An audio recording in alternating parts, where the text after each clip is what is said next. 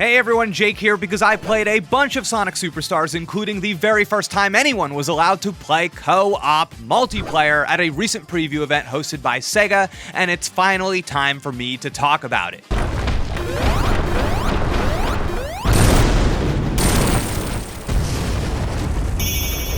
So right off the bat, this is the most a 2D Sonic game has ever gelled in my brain, and I think a ton of elements contribute to that. The first thing you'll notice is the art style. It feels extremely true to concept art and animated cinematics of classic Sonic, but with like a slightly higher color contrast and sense of detail. I really like the way Sonic emotes in this game, and how his quills bounce with each step and flutter in the wind. Further, the levels in Superstars I found are very easy to read. I am far from a Sonic expert, but I found myself really getting it in this game. While playing, I could identify different routes early enough to react and properly choose one, and on replays of a given level, it was easy to recall each sequence, and I found myself getting better and better each time. In a lot of ways, the demo made me feel like this was the peak of 2D Sonic level design, because I left each level in my demo wanting to go back and try again, knowing I had a better understanding of what I needed to do. Now, maybe it was the art style's readability playing tricks on me, but my impression is that I perceived the game to not be quite as focused on speed as some other Sonic titles. There was a lot of intentionality to the gameplay, a lot of opportunities to make choices, and levels aren't afraid to mix things up by slowing down or speeding up the pacing. I like this choice because it made the game feel like a solid 2D platformer in its own right, and not just how I think we look at a lot of Sonic games kind of in their own category. Now, there are a few things I gotta shout out as big positives before I hit on my criticisms. First, I loved playing as the different characters. Their differences are what any Sonic fan would expect, but they had enough of an impact on moment-to-moment gameplay that I can totally see people having reason to pick the character whose abilities they vibe with the most. For me, I really enjoyed the occasional get-out-of-jail-free card that Tails has with his ability to fly, but Knuckles was the standout.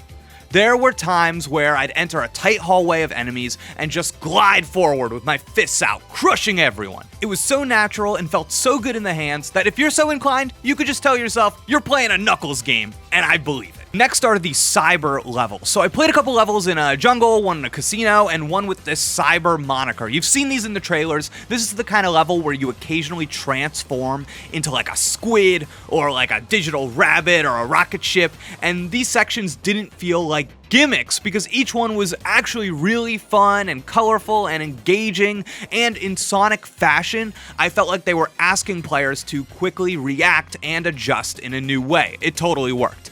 And finally, the boss fights. This is how you do 2D Sonic boss fights in my eyes. Each one had clear patterns, tactics, and mechanics that, even if you knew what was coming, were still pretty difficult to overcome. I like how the bosses were asking me to use my abilities to think differently from what the game was typically doing in levels. My favorite boss was at the end of a casino-themed stage, and it was like this clown robot floating around on some balloons. Here, the boss places all these little medallions at different parts of the screen, so you need to dodge the bombs that the clown is throwing at you, work your way around these like classic Sonic casino bumpers, and touch each medallion, and once you do, the boss gets stunned and gives you the chance to attack it. To talk about all this a little deeper, I want to transition into talking about my criticisms. Top of the list, I think the co-op multiplayer isn't going to work for a lot of people, but I see the intention. I played co-op with a games journalist, and in practice, my experience boiled down to one of us constantly surrendering control to the other one. So picture this. You're moving fast, maybe one character jumps and another one doesn't. The camera makes a choice about who it's going to follow. It felt less like it was sticking with player one and more like it was trying to pick whoever was progressing in a more beneficial way. The other player then becomes a UI element at the bottom of the screen, and you press the jump button to rejoin wherever your co-op partner is.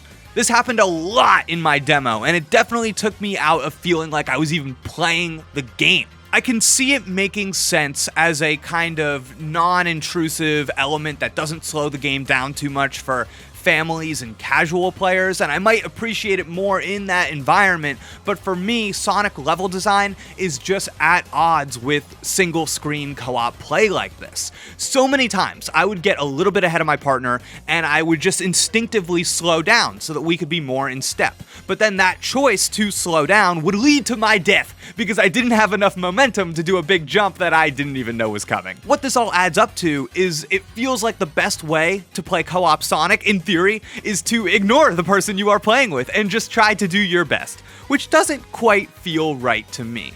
What's interesting though is that a lot of elements new to Superstars, I think, are clearly made to bolster this family-friendly co-op experience.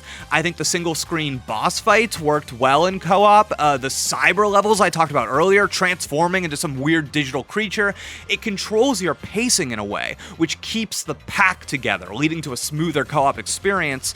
And some of the new Chaos Emerald powers, they kind of ask the player to stop and consider their options, as if they were in a typical 2D platform. Now, speaking of those Chaos Emerald powers,